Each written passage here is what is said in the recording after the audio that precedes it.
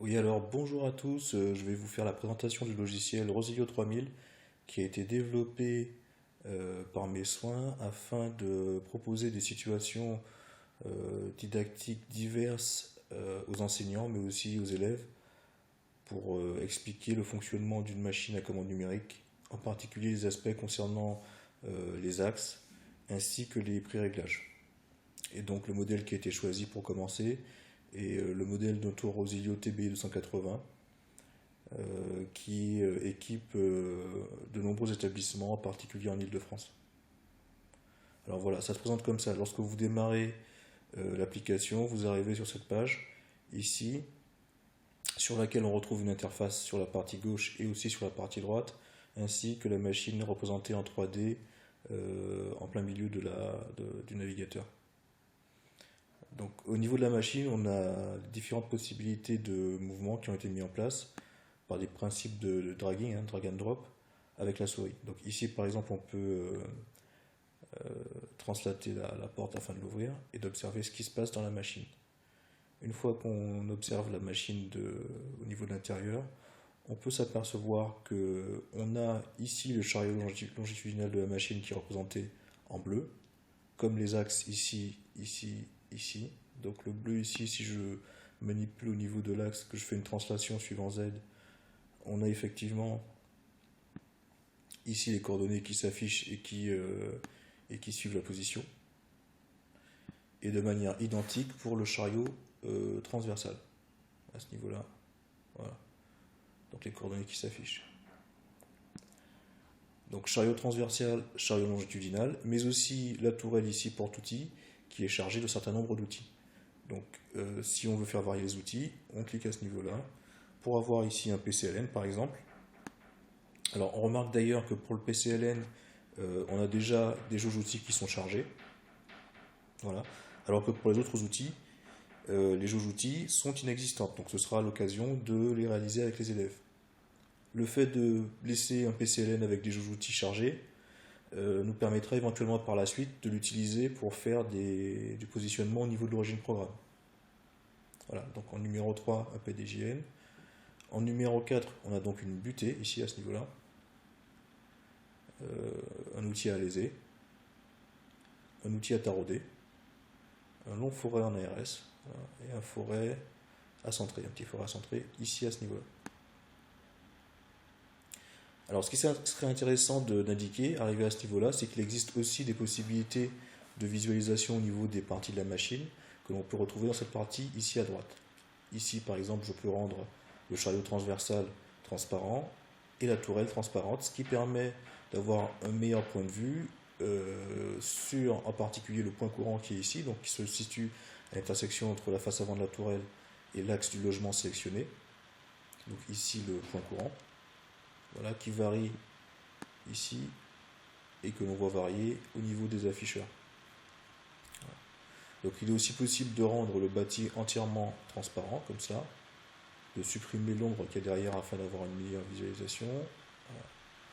Et ici, on voit bien l'intérieur de la machine, avec les différentes possibilités de mouvement, ainsi que l'origine mesure qui est indiquée à ce niveau-là.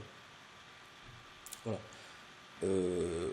Par la suite, nous avons donc le menu du correcteur de l'outil courant. Donc par exemple, je vous l'ai indiqué tout à l'heure, si on prend le PCLN à ce niveau-là, on a effectivement un correcteur qui est déjà indiqué ici, mais il est possible de faire de même pour chacun des outils de la tourelle, qui sont bien sûr mis à 0 par défaut. Ensuite, on a la possibilité d'avoir différents types de porte-pièces. Alors par défaut, le porte-pièce qui est chargé, c'est un porte-pièce avec une pièce déjà usinée. Vous avez la possibilité d'effectuer des rotations au niveau du mandrin, en M3, M4, comme ça, dans le sens inverse, et ainsi que d'arrêter le mandrin en cliquant sur M5.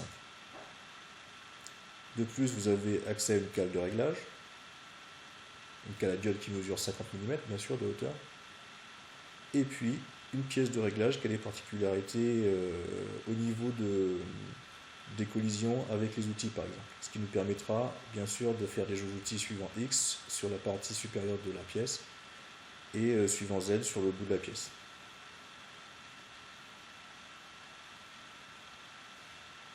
Alors voilà, pour commencer, nous allons positionner l'origine programme sur l'axe de la machine, sur l'axe du mandrin.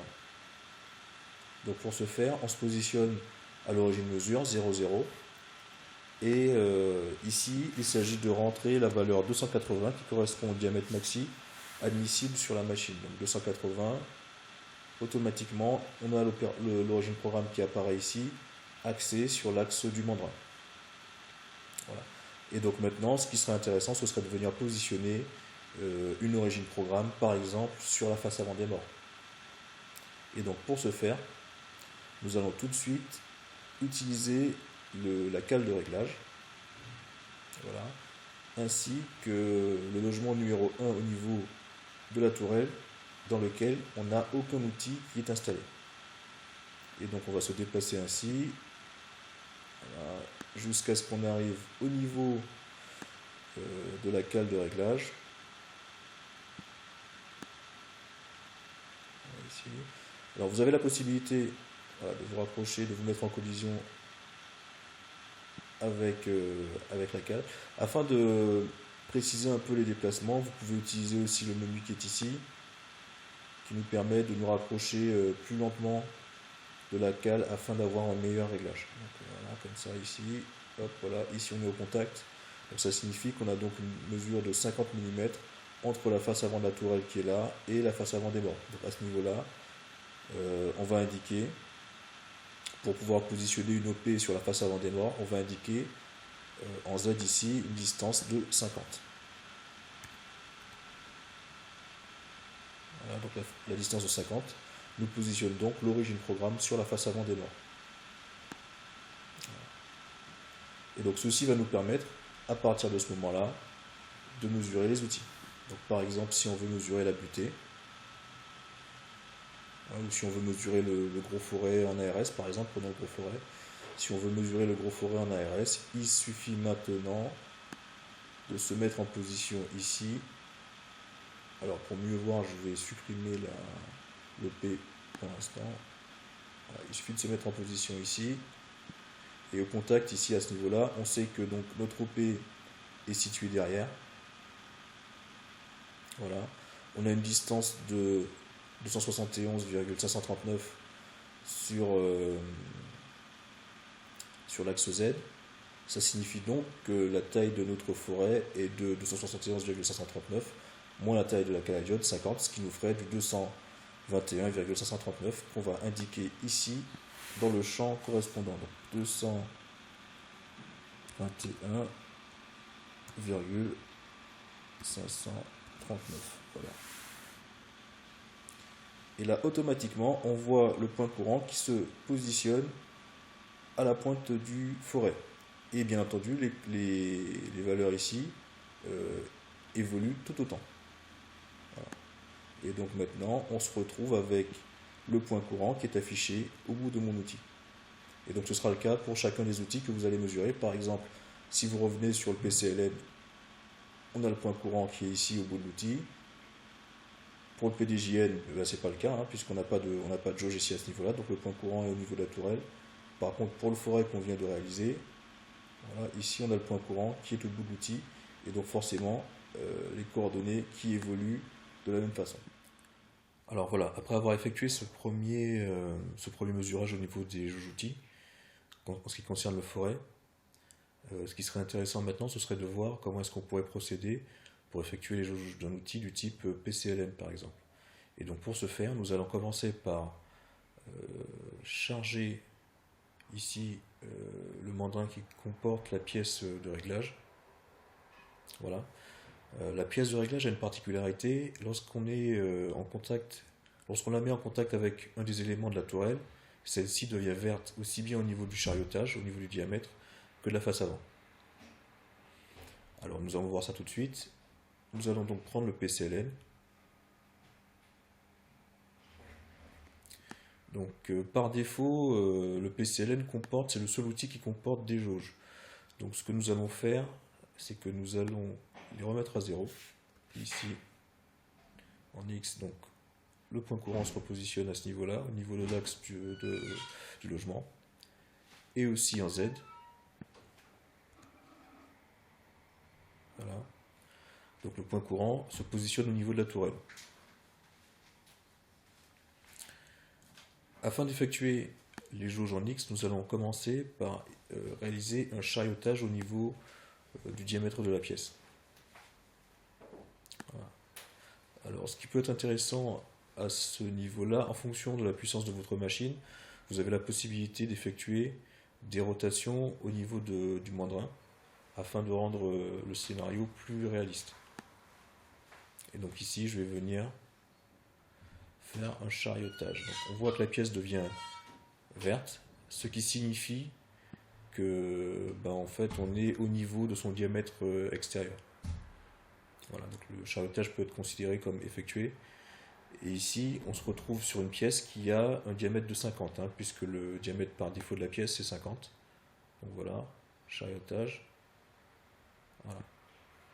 Donc d'un point de vue géométrique, ici, on aurait une distance de 50 au niveau du diamètre de la pièce. Et puis, en ce qui concerne la position du point courant, on est à 161,9. Donc ça veut dire que pour effectuer le calcul de la jauge outil, il faut qu'on soustrait cette valeur-là du diamètre de la pièce, 50, et puis qu'on divise le tout par 2. Donc c'est ce qu'on va faire tout de suite, 161,9. 161,9 moins 50, voilà, divisé par 2 pour avoir la valeur au rayon, ce qui nous fait 55,95.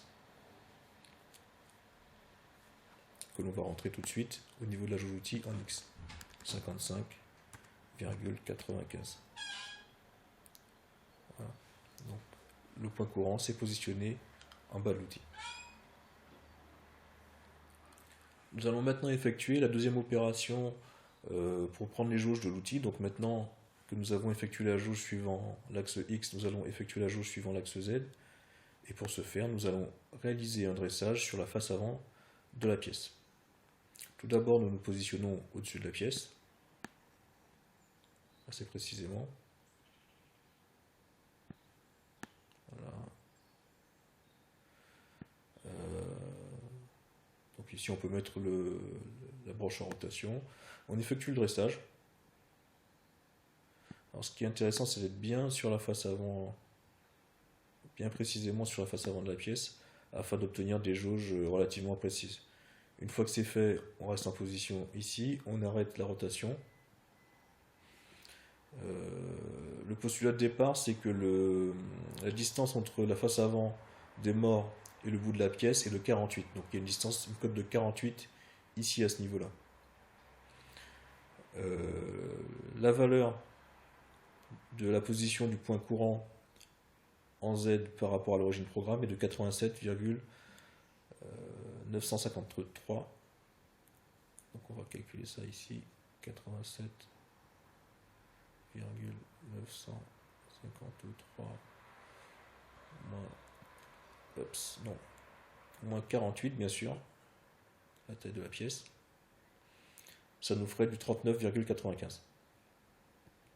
Voilà, qu'on va remettre tout de suite ici. 39,95. Ce qui ramène tout de suite le point courant au niveau du bec de l'outil. Voilà. Et automatiquement, bien entendu, toutes les coordonnées à ce niveau-là sont mises à jour. Voilà. Donc ici, maintenant le point piloté et le point courant, bien entendu.